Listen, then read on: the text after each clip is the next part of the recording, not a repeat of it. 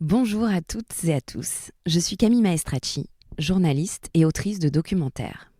Si vous m'écoutez, c'est que vous vous intéressez de près ou de loin aux enjeux autour de la transition écologique et la lutte contre le changement climatique.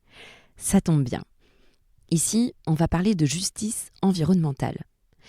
La justice environnementale, c'est un peu comme une grille de lecture des inégalités. Imaginez que la maison de votre ami d'enfance se retrouve totalement inondée après des pluies diluviennes dans sa région. Au même moment, vous buviez tranquillement un café en t-shirt sur votre balcon. Pourquoi sa maison et pas la vôtre ? Vous pourriez vous dire, c'est injuste. Oui, c'est le principe des inégalités. Sauf que ces inégalités ne sont pas réparties au hasard. Elles sont souvent le fruit d'une histoire, d'un territoire, d'un certain nombre de critères de vulnérabilité des populations. En clair, la justice environnementale, c'est une façon de penser ensemble la justice climatique et la justice sociale. Et tout ça, on l'a étudié. Pas moi personnellement, je vous rassure, mais des chercheurs et chercheuses qui vont vous expliquer les choses beaucoup mieux que moi dans ce podcast. Vous l'aurez compris, ici, il sera question de justice et de droit. Et la question qu'on va se poser au fond, c'est dans le contexte de dérèglement climatique et de quête de solutions, d'adaptation et d'atténuation, comment est-ce que le droit peut à la fois créer des injustices dans certaines situations, mais aussi comment il peut être un outil pour les réparer, voire les éviter. Bienvenue dans Droit comme un arbre.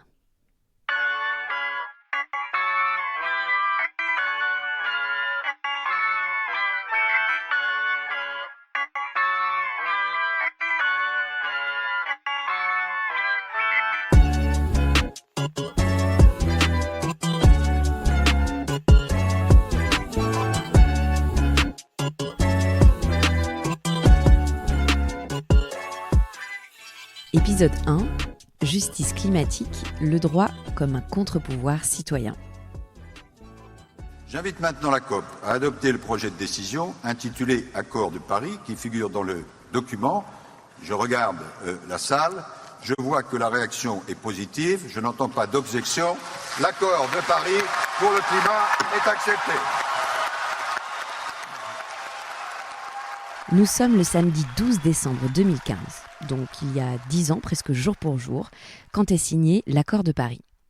Laurent Fabius, qu'on entend dans cet extrait, est alors ministre des Affaires étrangères. C'est lui qui préside les négociations. Si vous vous souvenez bien, lors de ce traité historique, 195 États s'engagent pour réduire leurs émissions de gaz à effet de serre et limiter le réchauffement climatique à 2 degrés d'ici la fin du XXIe siècle. Tout ça est formidable sur le papier, mais spoiler alerte, ça n'a pas tout à fait fonctionné comme prévu. À l'heure où je vous parle, on estime la baisse des émissions de gaz à effet de serre d'environ 4% en 2030 par rapport au niveau de 2019. Alors que si on était sur la bonne trajectoire, on devrait être à 10 fois moins. Donc tout ça est assez inquiétant. Mais alors, qu'est-ce qu'on fait ? Parce que si on décide des choses et qu'on ne les applique pas, qu'est-ce qui se passe ? Est-ce qu'on est condamné à ne rien faire et attendre de cuire au soleil ? Eh ben non. Figurez-vous qu'on peut agir. Et quand je dis on, c'est vous, c'est moi, c'est les citoyens et plus généralement la société civile. En fait, il existe d'autres moyens à côté des COP. Donc COP, c'est pour Conférence des parties. Ça désigne donc cette réunion annuelle des États pour fixer les objectifs environnementaux mondiaux. Donc il existe d'autres moyens pour agir pour le climat, et ce, toujours en se servant du droit. C'est ce qu'on va voir dans cet épisode, où j'ai le plaisir d'échanger avec Christelle Cournil. Donc, je m'appelle Christelle Cournil, je suis professeure de droit public à Sciences Po Toulouse et membre d'un laboratoire pluridisciplinaire qui s'appelle Utopie. Et je suis également membre d'une association qui s'appelle Notre Affaire à tous et qui a participé à plusieurs contentieux climatiques. Alors, moi, je voudrais commencer par vous poser cette question. Qu'est-ce qui, dans l'accord de Paris, va permettre à des citoyens comme vous et moi de s'immiscer, en quelque sorte, dans la lutte contre le changement climatique ? Il faut bien avoir en tête qu'on a une succession de textes internationaux qui ont été adoptés, donc la Convention cadre des Nations Unies sur les changements climatiques, le protocole de Kyoto, et ensuite l'accord de Paris. Donc au plan international, on a des instruments juridiques qui sont forts, qui demandent aux États d'agir sur le plan national en matière de lutte climatique. L'accord de Paris pousse les États à aller un peu plus loin dans la lutte climatique en demandant à chaque État d'adopter des contributions déterminées nationalement, des plans climat plus détaillés, avec donc des budgets carbone nationaux. Et évidemment, ce texte, mais aussi la politique européenne, qui va avancer sur les questions climatiques avec notamment de la réglementation européenne, va donner l'idée finalement à des ONG, à des individus, à des collectivités parfois, à ce que on saisisse le juge national pour que l'État respecte réellement ses objectifs. Et c'est dans ce contexte-là que deux affaires emblématiques vont naître à peu près en même temps. Donc d'abord l'affaire du siècle et ensuite l'affaire Grande-Synthe. Plus de 2 millions de signatures contre l'inaction climatique de l'État. Un espoir pour les défenseurs du climat en France lors de la première audience de l'affaire du siècle devant le tribunal administratif de Paris. Climat, l'État français va devoir accélérer. Le tribunal administratif de Paris lui donne un peu plus d'un an pour réparer le préjudice écologique. C'est une deuxième victoire pour les plaignants de l'affaire dite du siècle. Pour les ONG, une victoire devant la justice serait avant tout symbolique et résonnerait bien au-delà des frontières de la France. Alors dans l'affaire du siècle, c'est 4 associations qui ont souhaité engager la responsabilité de l'État pour carence fautive, en montrant que l'inaction de l'État à tenir son budget carbone national créait un dommage écologique, et donc elles ont souhaité faire constater un préjudice écologique. Et le tribunal administratif de Paris, qui avait été saisi dans cette affaire, a reconnu la carence fautive de l'État, l'inaction de l'État. Et cette inaction contribuait en tout cas à un préjudice écologique. Et le tribunal a enjoint le gouvernement à réparer ce préjudice écologique et de fait à accélérer sa politique climatique et accélérer sa politique de réduction de gaz à effet de serre. Ok, donc ça c'est pour l'affaire du siècle qui, donc je le rappelle, avait démarré en 2018 en pleine crise des Gilets jaunes avec une pétition qui avait recueilli plus de 2 millions de signatures en un mois. Et donc, on a parlé effectivement de l'affaire du siècle, et puis il y a eu l'affaire Grande-Synthe. Est-ce que vous pouvez rappeler rapidement de quoi il s'agit ? Alors, dans l'affaire Grande-Synthe, qui sort un tout petit peu avant l'affaire du siècle, concrètement, c'est une commune littorale menacée par la montée des eaux qui demande, avec d'ailleurs son maire, Damien Carène, qui demande donc au Conseil d'État de vérifier en gros le respect de la trajectoire de réduction de gaz à effet de serre de la France. Le juge du coup va répondre très clairement en disant qu'il constate un manquement, que la trajectoire de réduction n'est pas tenue. Donc il y a une illégalité et pour cela donc le Conseil d'État va demander à l'État de contrôler, de corriger sa trajectoire. C'est très clairement là un contentieux qui porte quelque chose d'assez intéressant, c'est un contrôle de trajectoire sur le temps. Et pour ce faire, donc, il va demander à l'État donc, de prendre toute mesure utile pour l'obliger à se mettre en conformité avec sa trajectoire de réduction de gaz à effet de serre. Ce qui est important dans ces deux contentieux, c'est que par l'arme du droit et par le recours au contentieux, la société civile propose quelque chose d'assez intéressant, d'aller demander finalement à un juge de transformer quelque part des promesses politiques, des trajectoires de réduction en obligations opposables. La société civile trouve un levier pour exiger des comptes, pour rendre visible aussi des écarts entre les discours et les actes, et pour obliger l'État, voire parfois dans d'autres contentieux d'ailleurs, des entreprises, à se conformer à ces engagements climatiques. Et en quoi c'est nouveau ou inédit tout ça ? Et il faut bien se rendre compte que ces contentieux climatiques, notamment ailleurs dans le monde et particulièrement aux États-Unis, ont essuyé beaucoup d'échecs. C'est-à-dire que finalement poser une question climatique devant un tribunal était considéré comme une question politique, qui ne relevait pas de la compétence du juge. Or, depuis l'affaire Urgenda, où un juge néerlandais s'est reconnu compétent dans le cadre de l'état de droit pour apprécier la trajectoire de réduction de gaz à effet de serre, on a un verrou qui a sauté et qui permet au juge finalement d'apprécier la causalité climatique devant le prétoire. Petite parenthèse pour vous expliquer en 2 mots l'affaire Urgenda. Urgenda, c'est le nom d'une ONG néerlandaise qui a attaqué les Pays-Bas, donc pour insuffisance d'action face au réchauffement climatique. En 2019, la Cour suprême néerlandaise a confirmé que l'État avait l'obligation de protéger ses citoyens en réduisant ses émissions de gaz à effet de serre d'au moins 25% d'ici fin 2020 par rapport au niveau de 1990. Et donc cette affaire, c'est un peu le point de départ des contentieux climatiques.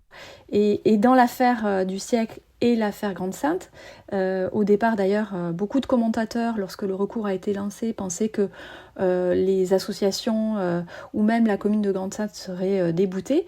Et non, c'est pas le cas, puisque le juge administratif, que ce soit le tribunal administratif de Paris ou le Conseil d'État, ont accepté finalement cette lecture, cette appréciation d'un préjudice écologique, de qualifier une carence fautive en matière climatique et même d'enjoindre dans l'affaire Grande-Synthe l'État à prendre toute mesure utile pour corriger sa trajectoire de réduction de gaz à effet de serre. Ce qui est intéressant aussi dans ces contentieux, à mon sens, c'est de mettre un peu un éclairage sur, selon le droit, qui sont les victimes. Parce que s'il y a un préjudice, il y a un préjudice envers quelqu'un. Ma question en creux, c'est globalement, qui peut porter ces contentieux et en quel nom ? Et donc finalement, qui sont ces victimes climatiques devant le droit ? Alors d'abord, on a des personnes morales. Par exemple, des ONG qui donc sont souvent des organisations non gouvernementales, environnementales, qui sont historiques et qui, comme par exemple Greenpeace, ont saisi l'arène judiciaire comme un nouveau répertoire d'action, ici juridique, hein, c'est-à-dire finalement utiliser le procès climat pour aller porter des revendications à la fois juridiques et politiques. Il y a d'autres ONG plus confidentielles ou en tout cas qui ont décidé de se créer autour de la justice climatique et de faire du procès climatique finalement un répertoire d'action centrale. C'est le cas par exemple de notre affaire à tous en France. Donc ces ONG, elles vont par exemple dans certains contentieux se présenter alors comme des requérantes, évidemment devant le juge administratif, mais victimes d'un préjudice moral, puisque finalement l'inaction de l'État ou la carence de l'État va porter atteinte à leur objet social, qui est de protéger l'environnement, lutter contre les changements climatiques, mais aussi d'une certaine façon elles vont être des porte-voix d'un préjudice écologique plus large et demander une réparation au nom de ce préjudice écologique dans par exemple le contentieux de l'affaire du siècle. À côté de ces ONG, on a aussi des groupes d'individus.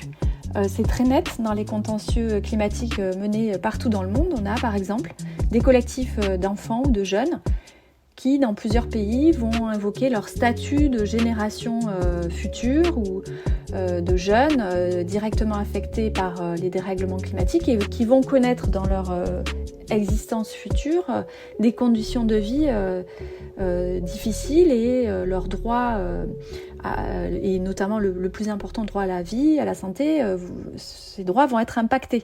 On a par exemple un collectif d'enfants qui va saisir la justice colombienne et va demander à la justice colombienne de condamner l'État à faire mieux, en tout cas en matière de politique de protection de la forêt, et la justice colombienne va leur donner raison en demandant à l'État, dans un temps de 6 mois, à proposer un plan d'action de lutte contre les changements climatiques et de protection de la forêt. Il y a également 2 autres catégories, je dirais, de personnes qui ont aussi saisi les prétoires. Ce sont par exemple dans certains pays des personnes déplacées pour des raisons climatiques qui demandent des protections devant certaines juridictions nationales, voire internationales. Des peuples autochtones aussi, qui, parce qu'ils ont un rapport particulier à leur environnement, ils sont ciblés par des effets délétères des changements climatiques. Je pense par exemple à la fonte du permafrost, à des conditions de vie en zone, par exemple en zone côtière je pense à des communautés locales là davantage, vont saisir aussi les juges pour aller montrer des atteintes spécifiques, par exemple à leur culture, à leur droit à la vie, droit à la santé. Donc tout ça pour dire que la victime climatique, c'est pas du tout une figure homogène. Bien au contraire, hein, c'est une pluralité de figures, c'est une catégorie finalement en construction et qui se négocie, je dirais, progressivement aussi devant ces tribunaux.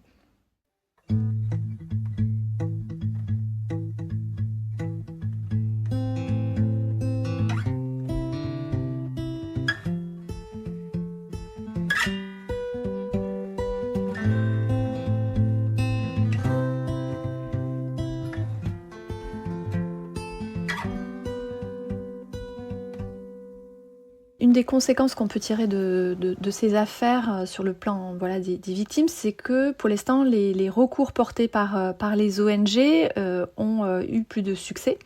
C'est beaucoup plus difficile pour les victimes individuelles d'aller obtenir, par exemple, je pense un contentieux où il y a une victime individuelle qui va être portée par exemple, un agriculteur péruvien, dont la maison est menacée par la fonte des glaciers et qui a attaqué un géant énergétique allemand, RWE. Et dans ce cas-là, donc il saisit d'ailleurs donc le tribunal allemand, là où il y a le siège social du géant énergétique, et le tribunal allemand a jugé pour le coup sa demande recevable, en admettant en principe qu'une entreprise peut être poursuivie pour sa contribution aux émissions mondiales, ce qui est quand même très, très inédit, même si d'ailleurs la causalité est quand même extrêmement complexe dans cette affaire. Mais le jugement qui va être rendu en direction donc de cet agriculteur va lui être défavorable puisque aucune réparation au fond va lui être attribuée. Estimant que pour le coup c'est difficile de remonter la chaîne causale et le lien de causalité et donc il n'y a pas de réparation qui a été attribuée à cet agriculteur péruvien. Ok, donc ça c'est pour le profil des victimes, mais qu'est-ce qui les motive ces gens ? Parce que donc, parfois ils sont touchés personnellement, mais parfois non. Qu'est-ce qui fait qu'ils vont aller devant le juge, finalement, déployer de l'énergie et tout un tas de ressources dans ce combat ? Qu'est-ce qui fédère ces mouvements, quelque part ? Je crois que d'abord, il y a l'urgence climatique. L'urgence climatique qui a été qualifiée par une forte urgence scientifique qui s'exprime, on le voit dans les médias, qui est martelée depuis des années, dans les rapports du GIEC. Et puis, face à cette urgence, on a la lenteur. Parfois, il faut le dire très clairement, la procrastination des réponses politiques. Elles ne sont pas faciles, ces réponses politiques aussi. Et donc, il y a beaucoup d'acteurs, à mon sens, de la société civile qui ont le sentiment, alors beaucoup de ces victimes aussi, qui ont le sentiment que les gouvernements parlent beaucoup, signent des accords, mais que concrètement, les plans d'action, la mise en œuvre de ces plans d'action, ils tardent à arriver. Et puis on le voit, les émissions continuent d'augmenter. Donc là, je pense qu'il y a d'abord un sentiment de décalage profond. Après, il y a une prise de conscience des injustices. Ce ne sont pas ceux qui ont le plus contribué au problème qui subissent le plus les conséquences. Donc dans ces victimes que j'ai énoncées, on a les jeunes générations, on a les habitants de certains territoires qui sont particulièrement vulnérables, qui sont les premiers touchés, ces peuples autochtones, qui ressentent très explicitement dans leur recherche, je dirais, ces asymétries, ces injustices. Donc aller devant le juge, c'est une façon d'exprimer finalement ce décalage qui quand même reste invisible, ces injustices, et qui sont finalement une forme de revendication et d'attente de la part de ces victimes, à ce qu'un juge qualifie aussi et précise ces injustices. Et puis après, dans ces victimes, j'ai parlé d'ONG, il y a des coalitions qui se forment aussi, d'ONG environnementales, je l'ai dit, historiques, des nouvelles associations dédiées à la justice climatique, des collectifs de jeunes, et aussi des mouvements pour la justice sociale qui émergent. Donc dans ces grandes coalitions, parfois très médiatiques, on a cette idée aussi d'aller porter cette double idée de justice sociale et climatique. Et enfin, je dirais qu'il y a aussi une dimension de réappropriation du droit, où les citoyens, ces victimes, ces ONG utilisent le droit, la loi, la Constitution, les accords internationaux, ces textes qui peuvent paraître très abstraits et qui les utilisent, alors grâce à des professionnels du droit évidemment, des avocats, des juristes d'ONG, qui vont utiliser ces instruments juridiques et évidemment les droits humains pour aller essayer de porter ces questions d'injustice. Et finalement, il y a aussi en creux un sentiment de pouvoir agir dans ces contentieux climatiques. Alors c'est ce que les anglo-saxons appellent l'empowerment. Donc cette idée très très mobilisatrice finalement d'user et d'utiliser le droit comme une arme d'émancipation aussi pour aller faire constater des injustices ou le respect des droits humains également. Et est-ce que ça marche ? Est-ce que finalement ça aboutit à quelque chose de positif ? Est-ce que c'est efficace, tous ces contentieux ? Alors en termes d'efficacité, c'est pas évident cette question, oui. Alors les contentieux climatiques, effectivement, sont parfois pas toujours compris par le grand public, parce qu'on a l'impression qu'une décision de juge ne va pas changer la donne, le quotidien, et va pas permettre de réduire concrètement les émissions de gaz à effet de serre. Alors c'est vrai, parce que quelque part les effets des contentieux sont souvent indirects, voire différés. C'est-à-dire que le juge, de par son rôle d'abord, il n'écrit pas la loi, il n'est que la bouche de la loi. Il n'écrit pas la politique climatique, il ne remplace pas le gouvernement ni le Parlement. Donc il a un rôle assez limité. Ce qu'il va faire, c'est juste constater des manquements, mettre noir sur blanc dans sa décision de justice les carences de l'État. Et c'est vrai, il va enjoindre au pouvoir public de prendre des mesures utiles. Mais il ne va pas dire quelles mesures il faut prendre. Ça relève des ministres compétents. Ceci étant, on peut regarder aussi ces procès dans une temporalité un peu plus longue. Si je prends par exemple l'affaire Urgenda aux Pays-Bas, c'est une illustration assez intéressante, puisqu'il y a eu 3 décisions successives de 2015 à 2019. Et dans cette temporalité, ces affaires ont été très médiatisées, alors aux Pays-Bas, mais partout dans le monde d'ailleurs. Et en tout cas aux Pays-Bas, il y a eu un mouvement assez populaire, la société civile, mais aussi les politiques qui ont réagi par rapport à cette décision de justice. Sans attendre d'ailleurs l'appel et la cassation, le législateur néerlandais a pris les devants et a initié une des premières lois sur la neutralité carbone au monde. On a vu aussi l'émergence donc de ce mouvement de la société civile qui a proposé un certain nombre de mesures en matière de réduction de gaz à effet de serre et a contribué d'une certaine façon à la fabrique de décisions publiques avec une forte pression finalement politique. Donc là, il y a eu des effets, je dirais, politico-juridiques. Dans l'affaire du siècle et l'affaire Grande-Synthe, l'important c'est que ces décisions de justice ont montré des angles morts dans la législation, dans la planification climatique, et ont poussé finalement l'État à préciser ses trajectoires, à aller plus vite. Et ces manquements qui étaient jusqu'ici finalement invisibles le sont désormais. Alors évidemment, le contentieux, c'est pas une baguette magique, c'est un catalyseur. Il accélère, il clarifie, il permet de rendre des comptes aussi, mais finalement, la balle est dans le camp du politique aujourd'hui.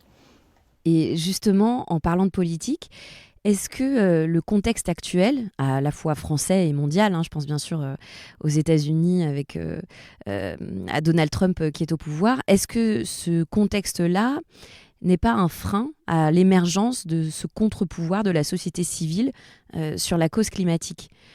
Enfin, est-ce que vous pensez qu'il va y avoir de plus en plus de contentieux ou au contraire de moins en moins ou alors qui risque d'aboutir de moins en moins à des décisions positives pour le climat ? Enfin, comment vous voyez les choses ? Alors j'aurais une lecture à la fois pessimiste et optimiste.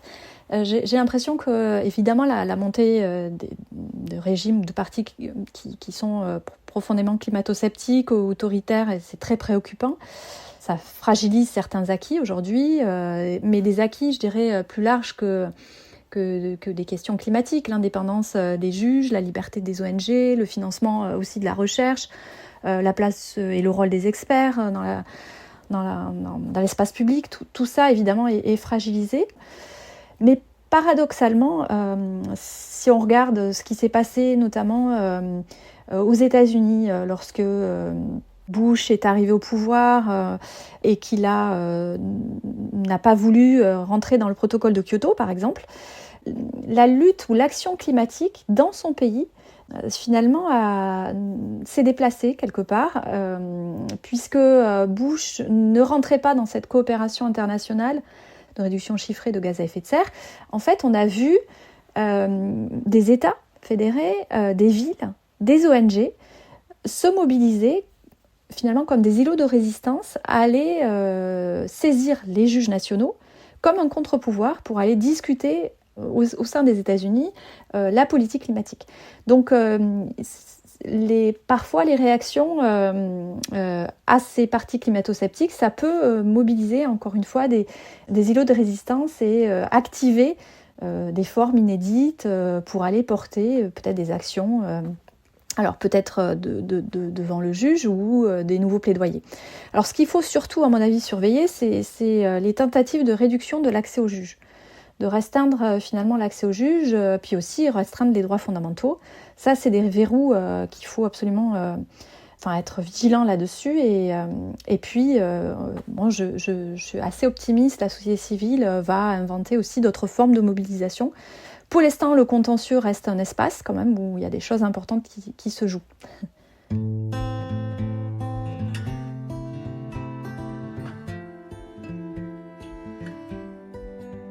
Ce que nous a expliqué Christelle Cournil tout au long de cet épisode, c'est que le contentieux est un véritable outil, pour ne pas dire une arme, à disposition de la société civile. Soit en portant une action en illégalité, donc ça c'est l'exemple de Grande-Synthe, où là l'objectif c'est pas d'aller faire reconnaître un dommage ou d'indemniser une victime, mais de faire constater que l'État n'a pas pris les mesures nécessaires pour tenir ses engagements. Donc là il s'agit de démontrer une carence de l'État. Et puis, il y a une autre forme, c'est l'action en responsabilité, ce qu'on appelle dans le jargon juridique le recours indemnitaire. Et donc là, on estime que l'État ou l'entreprise a commis une faute qui entraîne un préjudice. Et donc, il s'agit de démontrer un lien de causalité entre les deux. Mais quelle que soit la stratégie choisie, l'objectif est le même, c'est que le climat arrive devant le tribunal.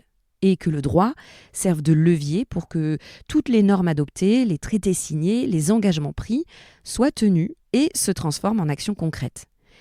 Et c'est là qu'on voit tout le pouvoir du droit, à la fois pour contourner l'immobilisme étatique, mais aussi pour permettre aux citoyens d'agir en empruntant d'autres chemins que les voies classiques de la démocratie représentative.